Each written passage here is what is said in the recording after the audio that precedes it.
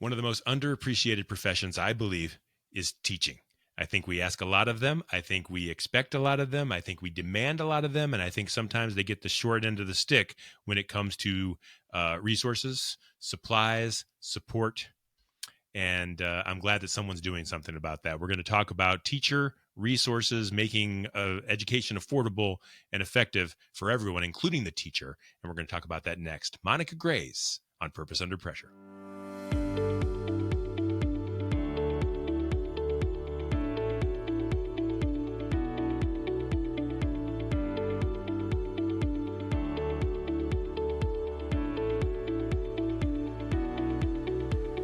The heat is on.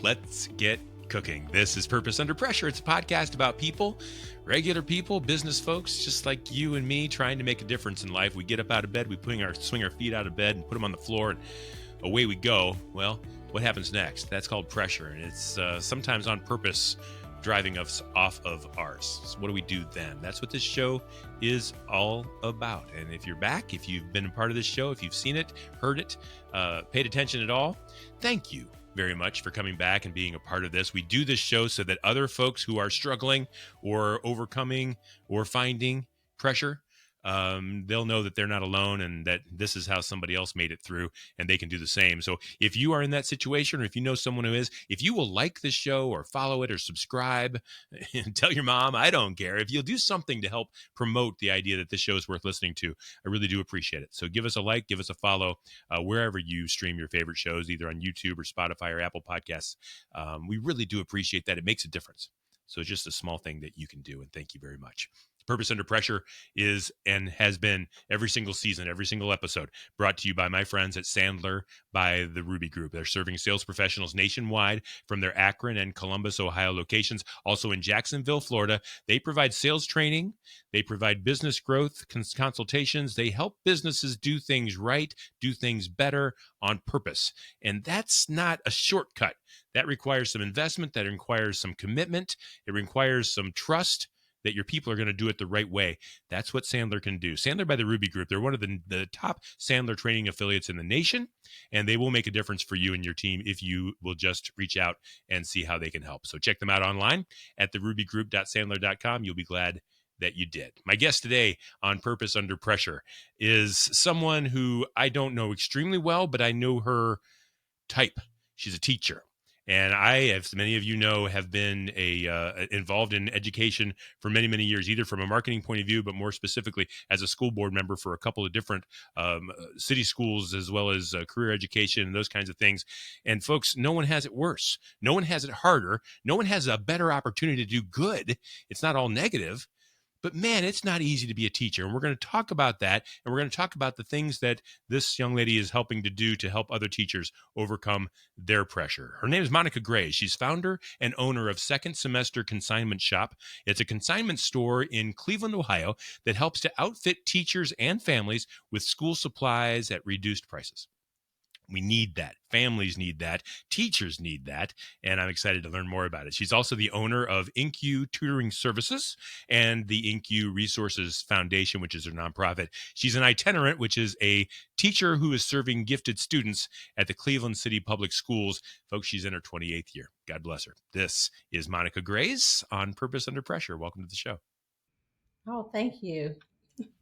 That You lady deserve. sounds pretty amazing. I should be thanking you. Yeah, you do sound pretty amazing because you are. And I'll just say it right now, rather than say it at the end. Teachers are amazing. They flat out are. I don't know how much you make, but I know it's not enough. I don't know what kind of benefits you get. They're probably fairly good in the state system. They're not good enough. Teachers deal with things that other people don't have to do. And now you're raising kids almost, and for families. And it's just God's work. And I really appreciate everything that you and every other teacher does to help educate our kids in this country. So thank you. Thank you for acknowledging that. Yes, it is. It's a lot being a teacher. Absolutely. But, Yeah. we enjoy every moment of it. And that's why you do it. I love that part about it too. The most positive and most helpful, most caring people walking the face of the earth. So you put all that together, and you've got some pretty fancy opportunities there to make a difference. So, Yeah. Monica, tell me a little bit about yourself. You've got the nonprofit. You're a teacher. We're going to talk about all the things that you do, but tell me about yourself first. This is Purpose Under Pressure. What is your purpose? Why are you on this planet? Wow. I don't even know where to start. So let's start back in 1973. 1973. I just told my age. Oh Lord. So yes, I own several businesses. I am an educator here in the city of Cleveland for the past 28 years. I'm originally from a very small town called Greensburg, Pennsylvania. Okay. If you blink, you'll miss it. We're Mm-hmm. about 50 minutes south of Pittsburgh. So I've been here going on 28 years. I came because of education, teaching position, but outside of my husband and his family, I have no family here in Cleveland. My mother um, is about 3 hours away, so still close enough to go home and visit. I am a mother of five. Okay. No, wow. All my children are grown.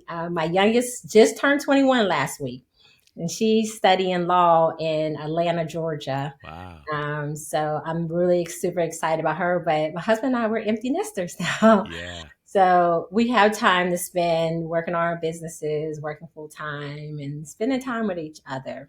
Yeah. In my spare time, if there's any, as I went to school for dance. So I went to school for elementary education and a minor in dance. So during my free time, I tap or I do ballroom. So I haven't had Wow. much of that lately.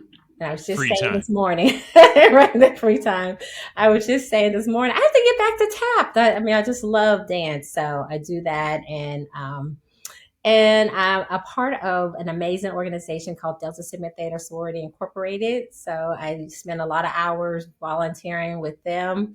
And then I have another organization that I spend a good amount of time with called Naomi Women of Distinction. And I'm I guess, the executive director of that organization. Oh, So yeah, there's a lot. I didn't tell you that, yeah. Brian. You've got a couple of things going on. So where does second semester consignment fit into all of that? That seems like enough, and yet you've got this store. Well, it was out of a need. So after about 20 years of teaching, I got to that teacher burnout. So any educator on this understands the teacher burnout. And I said, it's either them or me. And so I knew that I couldn't go anywhere. So I applied for a position, which I serve now. It's called Gifted Itinerant. And in that position, I knew I was going to have to downsize my materials. So again, 20 years of teaching, I've had a lot of stuff, and I taught anywhere from kindergarten to third grade. So if you know educators, we buy a lot of stuff, Mm-hmm. and I bring Out of all your my own pocket. Out of your own out of our pocket. own It's not in pocket. the Yeah. budgets anymore. Yeah. Yes, it's not, and even the amount that we used to be able to claim on our taxes has Mm-hmm. decreased. So Mm-hmm. it's really bad for teachers. So I brought my things home. I said, hey, teachers are very transient. I could be out of the classroom one day, I'd be back in the classroom another day. But I knew that in my position, I would have to teach from a smaller classroom. I didn't know at that time that my teaching class is in the hallway. I actually teach in the hallway. I teach at a school called Campus International, which is located right downtown Cleveland. It's an IB school, and it's on Cleveland State campus. Okay. So I serve that building. I also serve Kenneth Clement Boys Leadership Academy, which is an all boys school. Nevertheless, I bring all my stuff home. I go to put it in the garage. My husband's like, "Wait, where are you taking that stuff? You're gonna junk our garage up?" And I was like, "Junk it up? What do you It's my mean?" stuff. And so I said, "I have to hold on to it because you never know. I might be back in the classroom." He's like, "Well, we'll just take it to the consignment store and you can buy it back later." At that time, which I thought, wow, that's a great idea, but I just never heard of a consignment store ever, anywhere, not Mm-hmm. Cleveland. And trust and believe, anytime I would travel, I would look for the teacher store. So we would go on trips and be like, where's the teacher store? So I knew I've never heard anything like this. And so my husband, but I told him, I said, let me do my homework. And I did research. I didn't find anywhere, at least online, where there was a resale store for educational items. So my husband said, well, let's open one. And I'm like, I thought he was joking until like 3 months later, I'm in a storefront Oh my gosh.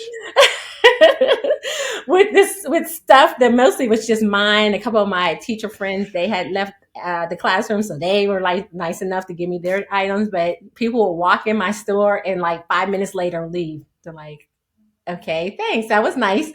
But now 9 years later, Wow, 9 years. yeah, 9 years later, we are still here, still serving teachers, parents who are homeschooling their children come and bring us items, and we're really just trying to keep the cost of educating our children down. So How that's does how does it work? How does the consignment store work? So it's not consignment stores trying to raise money to buy it's actual materials that people can use in their class that belong to someone else. How does the what's the business model? How does that work? so it's similar to traditional to consignment, but we just don't consign clothes and jewelry and shoes. We Furniture. consign educational items. Yeah. A lot of people think we're a bookstore, but we don't sell that many books, and we we don't accept as many books because we just don't have the space. Plus, there are other programs and organizations out there that take books. We want like actual classroom teaching materials, so manipulatives, stickers, bulletin boards, Hmm. pocket charts, posters, and the list goes on and on and on. And things that I've never even seen or heard of, and they come in, I'm like, what is this? So we get some really unique items that come in from different organizations, teachers, parents.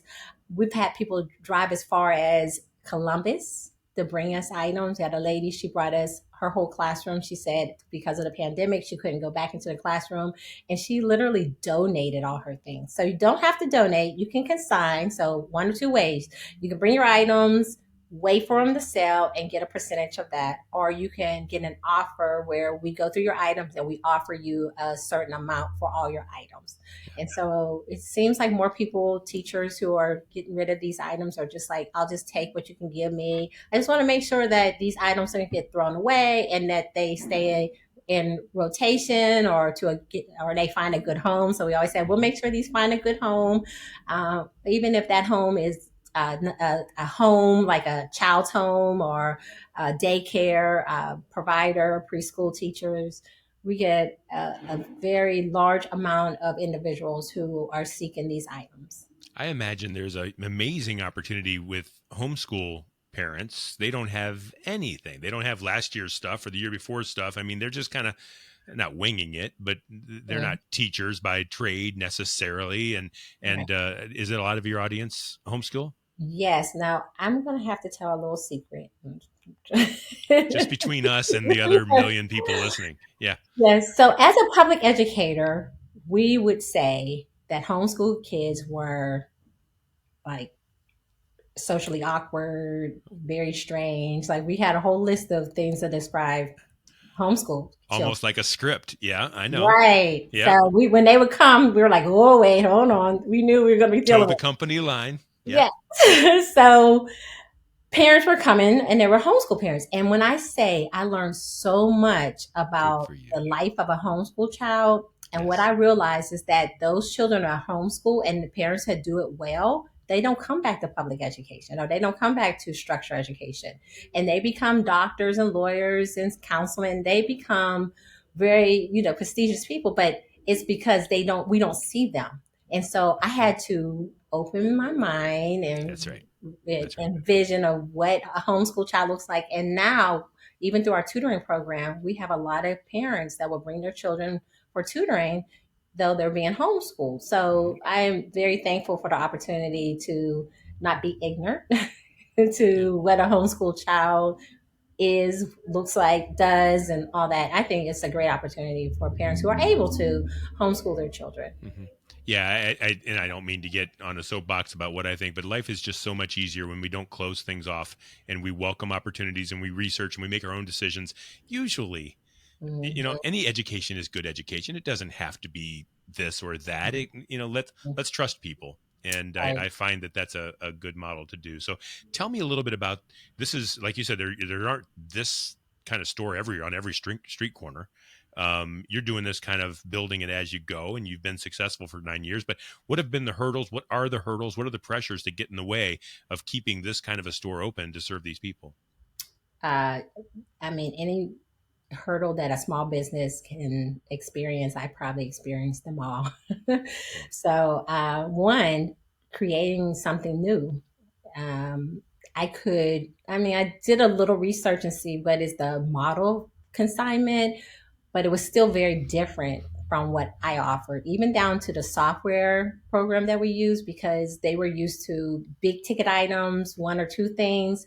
And here I am, because they would have a limit to how many items you can put in the system, or there was an additional charge. So I had to talk to them and say, hey, you don't realize that someone will bring me pencils and it might be 100 pencils. So we get a lot. So I was able to then introduce something new to just the software company that we use. So Hmm. then, of course, there's the challenge of this, because this is so new, getting the word out, Yeah. marketing it, bringing value. Then we went into COVID where teachers were told, oh, no, don't bring anything to work. Don't buy. And of course, no one's buying anything used. Mm-hmm. So that was a very difficult time for us. Then in 2021, we moved from Wickliffe, Ohio to Cleveland, Ohio on East 185th Street. And so the move, though we had an opportunity to expand, we were able to. So at that time, our tutoring program was in one location, our store was in another location. And you could just imagine times I would show up in one and say, oh, wait, I think I was supposed to be somewhere else. But we were able to bring those two ideas back together. And so we serve both the tutoring and the store in one location, which was amazing. Right? We have a 39 square foot space. And so it's perfect because the kids we tutor, we can send the parents to the store to get materials to continue working on these skills at home. So it was a perfect match to do both, to expand our tutoring program and then also have the store inside. But we moved on a time there was a reconstruction on the street. And Of so course. they closed the street, of course. And I had people calling me like, "Are you closed? I'm confused. I can't find you." It's so we're. It's been 3 years now since we've been in this new location, but we're still working on rebuilding the store just because we took a major hit. Because it was like COVID, move, Yeah. construction, bam, bam, bam. And so we just really, our biggest hurdle is really just marketing and letting people know, hey, we are still here to serve you. And we have so many materials, more than I can even. Actually, my husband had to come in and put extra brackets on the shelves because our shelves were leaning. Because we had so much stuff. So you need more Um, people instead of stuff. I was just going to ask which you need more often, and it's a clear answer. You need more people to come buy these things from you. Yes, unfortunately, I mean, people who are consigning, teachers who are retiring, switching grade levels, they find us and they do, and they load us up with items. But what I have to explain to them is you have to tell your friends and other colleagues that we are here, because it can't be a one way rotation. I can't just receive and not have the same amount of teachers purchasing the material. So it's been challenging getting teachers to also remember we're here to sell and not just receive, but um, we're still open though, we're still here, and so we're excited that we made it through those couple challenges.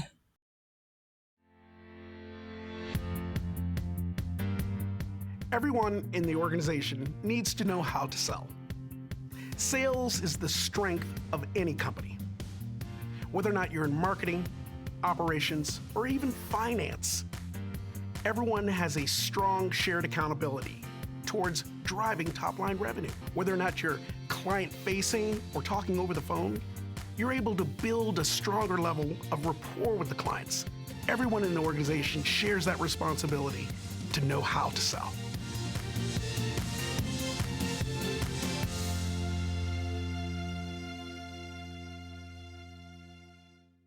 And I'm interested in the still open part because you are a teacher. You have been a teacher for 28 years. You run the tutoring store, the InQ tutoring. You've got a full plate.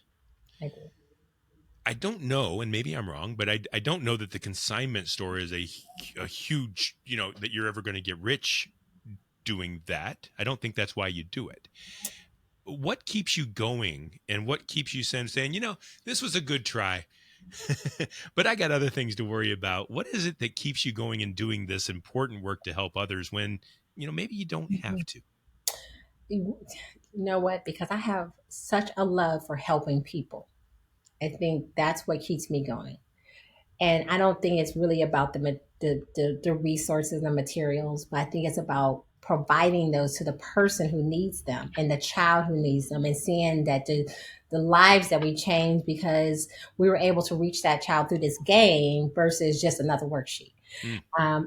I have My husband's totally different than I. You and me, you're like, how did these two get together? But he is That's the business way it goes. focused, right? So he's like, what's the bottom line? What's the bottom number? And I'm like, Yeah. oh, honey, don't worry about it. As long as I continue paying the bills. But he couldn't understand, why do you want to be in business that's just just staying afloat.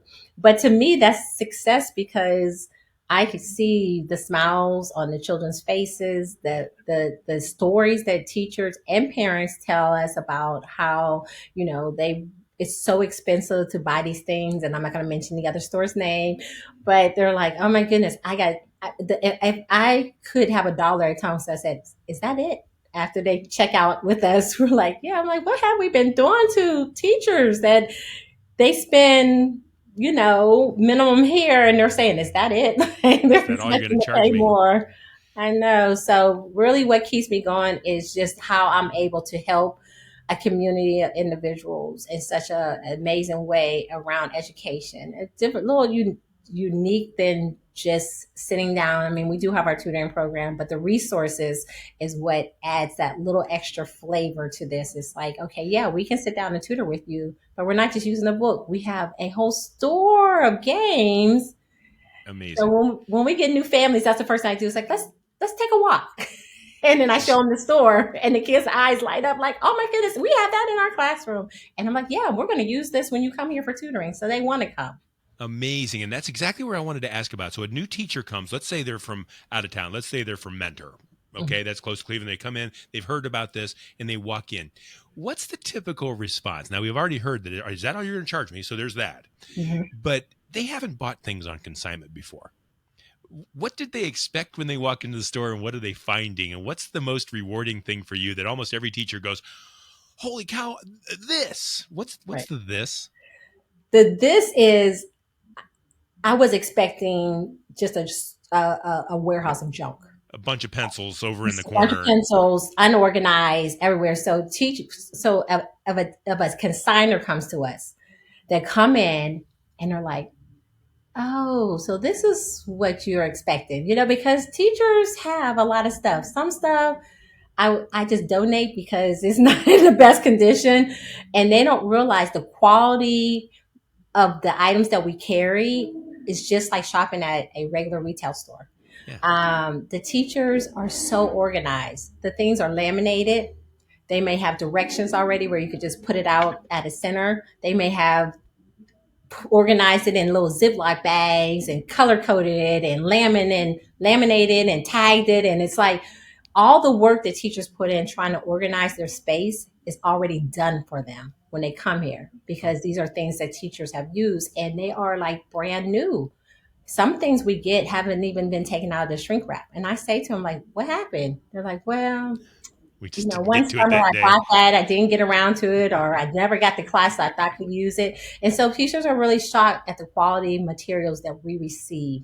Another one of those, like, like this is when they see unique things like, oh my goodness, I haven't seen that in years. Like we get things that they don't even make anymore. They don't sell anymore. They don't produce anymore. So I actually have a lady who emails me probably weekly and says, do you have this item? Because these are things that she had. And for some reason, she said they keep disappearing. I said, they're probably bringing them to me.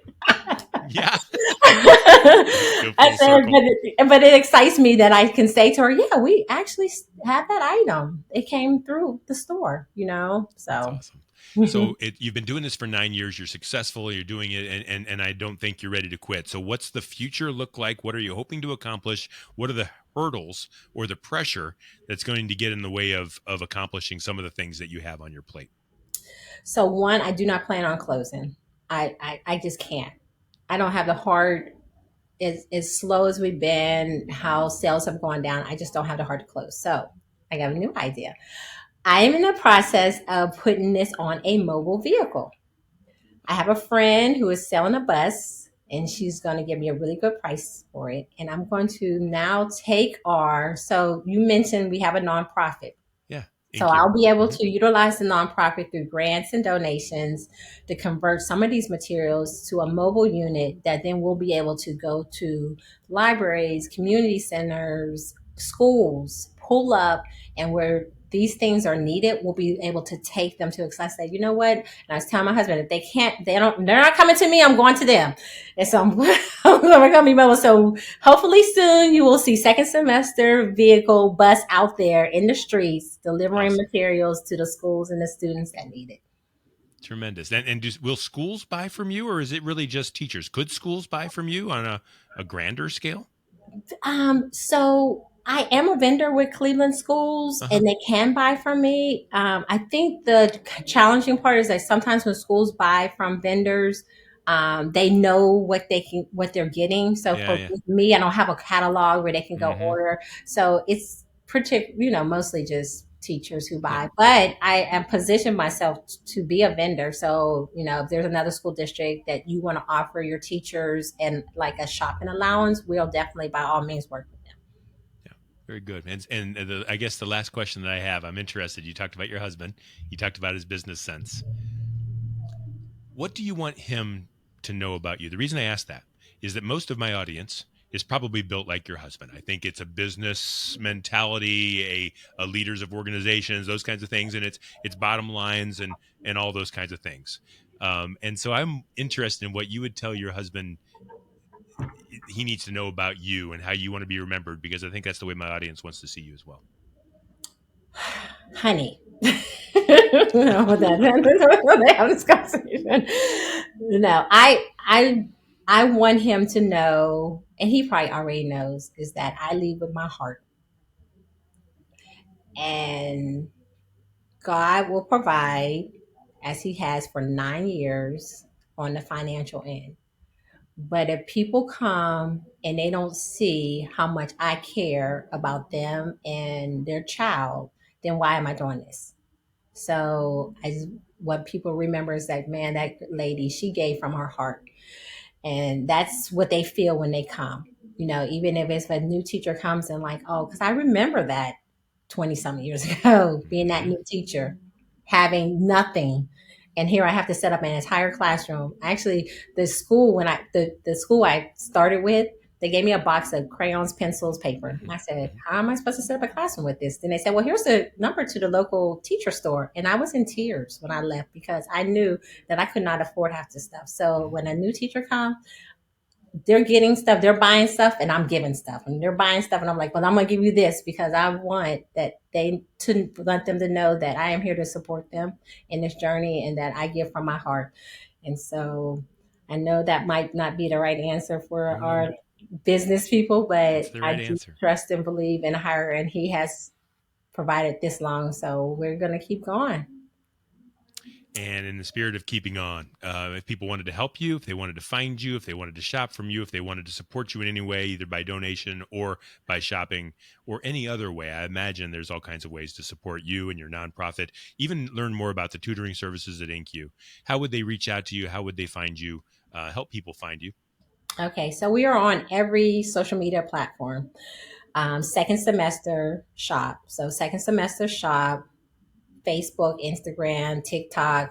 I think I even have a YouTube page. Don't utilize it as much. You can also go to secondsemestershop.com. That's our website. You can shop from there. You can definitely come into the store. We're located right off of East 180. We're on East 185th Street off of 90. So if you're familiar with Interstate 90, get off at East 185th Street, and we're heading north, not too far from Lakeshore.